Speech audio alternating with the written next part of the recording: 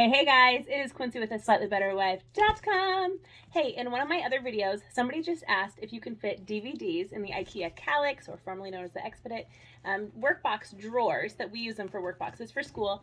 And so I thought I would just show you a quick video of how they fit rather than just a typed out explanation, because I think it's important that you see this.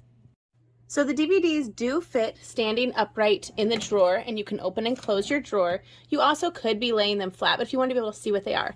However, notice that you're not able to see what the back DVDs are. So I would either put something back there that you're not going to reach for often, or just know that to get to those, you're going to want to move some of these out first. And then my daughter suggested, like over here, you could put your remotes. You also could put a couple more DVDs going that direction as well. So hope that is helpful.